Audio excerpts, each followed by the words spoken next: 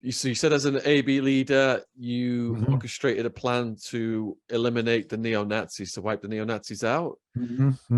Could you just give us a little bit more description as to how you implemented that and what challenges arose? It's not really a challenge. It's knowing where the individuals are at, and having given previous warning as to what they were doing, because you always did that because you didn't want to disrupt the business on the yard. But everybody knew where everybody lived, so it was a matter of orchestrating time and place insofar as hitting them, and that was done. Some of it was right out on the tier.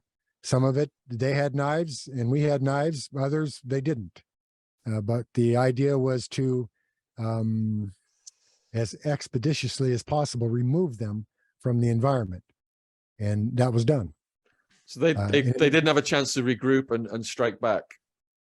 No, you didn't allow that. And the idea, you want to remember that violence, particularly in San Quentin at that time, is currency. And your currency, particularly with the brand, was at the forefront of everything that we did. And there was compliance by everyone involved because of that. Because if you didn't comply, then you were subjected to the threat of violence to ensure that you did comply. And that's why I say that violence was your currency. So at the inception of the neo-Nazis, did you view them as something that down the road would become a problem?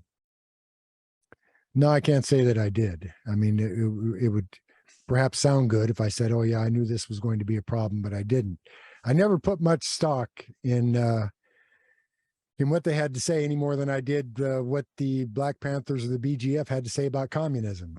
I'm an American, and I've always thought of myself as an American. And so I didn't buy into the idea of, the nationalism that goes along with Nazism or communism, for that matter. But yeah, so but no. saying that, Mike, I mean, think of all the guys that had Nazi swastikas on them, SS runes on their neck, and supreme white power on the forehead, and white power down their back arms. I mean, Yeah. it was everywhere. And those guys were, to use the Spanish expression, always talking about the, right? Yeah, they were, and you're right. But see, you want to remember that's posturing, and that's fear-based. You see, bottom line, these cats that put these swastikas in this SWP and all over them, that's posturing. That's just like the bikers that have Harley Davidson and this, and never straddled a bike in their life. And it's true with these guys that you're talking about. They come to prison and they want a sense of belonging, so they're looking who they can connect with relative to that. But they have to be able to meet muster. You see, they're not going to meet muster as it relates to the brand or one of the other gangs because they can't live up to that muster. So the issue is that they become kind of subsets, and that's what the neo-Nazis were, subsets. So you get these swastikas, and it's like a shield for them. This idea that if they put a swastika on them, then others are going to perceive them, as one of those individuals that if they mess with them, then they're going to be messed with back. And so it's posturing, and nothing but posturing. And those individuals are a dime a dozen. You see them all over the place, that never busted a grape, never been in the trenches, never done a damn thing. But, they'll talk out the side of their neck, or they'll jack their jaws all day long about, simply how tough they are, or what's going to happen to people if they don't do this and they don't do that. But it's all bluff. Every bit of it's bluff. Well, those are my sentiments exactly. I felt that way right from the start. Yeah. It is just, it's difficult to be tolerant of that. But you have so many other things going on, to go back to Sean's question, that you don't really give a lot of credence to these individuals. They exist. They're not going to do anything that oversteps their boundaries, you see. But every once in a while, they get to fill in their oats, because they're given a little bit of freedom in the context of the prison that they're in. And now they think they're running something, or, maybe they're moving a little bit of product, and they're doing so without any interference. So, they get that big man on campus attitude. So now they're beginning to dictate, and they're trying to pull in and recruit individuals. And they think that through the power of numbers, that they're really about something. And it's never been about numbers. Anybody that knows anything about the brand knows that to be a member of the brand, you had to be able to control by yourself. You didn't have a guy next to you or to the left or the right of you. You went into a situation by yourself. And I've had many circumstances, myself and others, where that occurred. You walked right into a situation, a circle of men, and you got busy. You see, and that was the currency that I was talking about relative to violence. You controlled your circumstances by yourself. You did that through your physical prowess, and you did that through your intellectual ability. The only thing devoid of that, I should say, is emotional intelligence, because there is no emotional intelligence associated with that type of currency, violence. It's all straight up front. And what prevails, what rules in a situation like that is stoicism. And you stuff everything. You don't allow anything to touch you emotionally. Well, I'd take issue with you there, because basically my position is, if you have to move straight to violence, then the negotiating phase has failed. So you've got to bring your, what you call emotional intelligence, to the negotiating phase. And things don't always have to go to violence.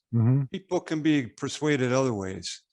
And well, we're not in disagreement about that, John. See, I agree wholeheartedly with you about that. You see, but it's given the time and the circumstances. There's a time for negotiation. Should you choose to negotiate, you want to remember that anybody that you're negotiating with from a position of power base as a gang leader, that if you give them credence as it relates to negotiation, that means you're recognizing them. And so I'll give you an example. Yeah. We decided, we had a fellow on the 5th tier. He was a black guy. Yeah. And his name was Goldie. And he was putting out speed to the blacks, but that wasn't working out well for him, because the blacks way too sleazy, and he wasn't happy with it. So he made a deal with us, and so he gave us the speed, and we sold it on the, East Block Bayside. Now, this is going right across whatever racial lines there are. And I asked Goldie, I said, how come what are you doing dealing with us? And he says, well, I wants to get paid. So as far as he was concerned, we would pay him, but dealing with his own race, he just never knew what was going to happen, right? Yeah. See, so that's business, and I understand it in that context. What you're really saying is money talks and bullshit walks. Yes. See, that's what you're saying. That's the term we used to use back then. So that when it comes down to business and generating revenues and selling your product, then you're going to compromise however you need to compromise, in that context. You see? Well, so, I mean, some of the sort of white racists come up to us and says, what are you doing putting out shit for the blacks, blah, blah, blah, giving us the noise. But just call them out, I said, here we are, here you are, this is it, if you don't like it, jump. And that's what you do. You see, you call their bluff, because oftentimes what they're doing is they're attempting to push up on you because they want to cut. Yes. They want a part. They want a part of what you're dealing with. They want to generate their own revenues. So they're going to push up on you relative to that. And that's what that's about. Jesus, hold on just a second. Yeah, go for it. I've got another question about the neo. Well, Sean, you better say something here. You've been sitting there. All right. So for the viewers then, I've watched everything that Mike has done. I've watched all of Mike's interviews, and I've heard all of Mike's stories from listening to all of Mike's interviews. And I'm sitting here mesmerized. I've never heard anything like what I'm hearing right now. This is completely new content, completely new stories, and it's a credit to John being here. But I've got another question, Mike. I'm not gonna let this neo-Nazi thing go, because the AB had a monopoly on the white boys. Yes. For the Nazis to form a gang then that eventually became a problem, would they have to ask permission from the AB to form that gang in the very beginning? If in fact they were a gang, that would be the case, and that wouldn't be allowed. You see, but the neo-Nazis were perceived as many groups were perceived, like the Sudanese Liberation Army, as a political group, and that was their get down, and how they projected themselves. In other words, they had a manifesto, they had a doctrine, they had tenets associated with that, just as the original Nazis did, just as Hitler did. But anybody that takes half a second to look at Hitler understands him for the manipulator that he was. I mean, Hitler was the original jawjacker. So, well, those particular guys came on the bus from Soledad after a race riot. So there were about 6 or 7 of them came at one time. So they sort of landed on the line as is, as like their own little tip. Right. And so that would be probably the explanation for that, Sean. Yeah, and it explains it well. It does, because it's circumstances is what it is, but they're not actually considered a gang until they step outside the boundaries that are permitted within a prison like San Quentin. When you step out from Soledad, and that was probably a result of, you remember the Soledad 6. And so, you had that circumstance. There was a guard was killed by members of the BGF, and then you had a riot, and the whites that you're talking about came from Soledad. Nary one of them busted a grape in any of that, but because of their projection of being Nazis, they were transferred from Soledad to San Quentin and landed, like you said, there was about 6 of them. And then they continue that rhetoric as it relates to that, without understanding that rhetoric won't be tolerated. They were warned, and they were given that warning, and they didn't heed that warning.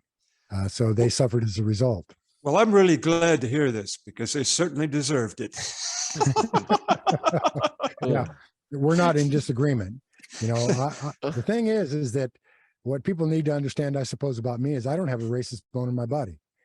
Never have had. Those enemies that I had with the Black Panthers and the BGF were black, of course. Some were, some weren't. Yogi was Nicaraguan. And back then the Aryan Brotherhood wasn't a white supremacist group. It was about controlling its resources, and it was about protecting the white population. And that's what it did, within that context. But also, it was a business. And that's how it was perceived, controlling your resources, the effective utilization of your resources. But going back to your original question, Sean, the idea of the Nazis, no, they weren't given any quarter as the gang, and nor would they be allowed to. Now, later on, you had the Nazi lowriders, and they were actually created as a vanguard for the brand. In other words, to do the brand's bidding out in front of them, so as not to intrude upon what was considered the nucleus of the brand, by way of generating revenues or running a business. I don't know if that answers your question or not. Yeah, were there attempts then by whites to form gangs that the AB put down?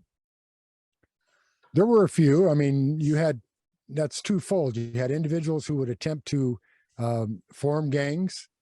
I mean, you had gangs that were formed that I think were named, AB haters or something, but they did not like being under the yoke, if you will, of the AB. So, when they were put upon, then they would be sent to other places, and then they would attempt to organize. If the AB didn't have a hand in that particular institution, because there were a lot of institutions that were developed as a result, then they pretty much had free reign and can do what they wanted to. It was only when they started moving AB members around, and so now they were able to be in these other institutions, that they took over those institutions. And but even then, that's where the idea of shot caller comes from, is that they would designate somebody as shot caller to put them out front of the brand itself, but the brand was in the background, essentially using them as puppets to control the facility or the institution. You've heard terms like keys to the car, shot caller, all this other stuff. That's where that comes from. They were given the keys to the car by a brand member. They were made a shot caller by a brand member because you didn't have that many brand members. You got something on that, John?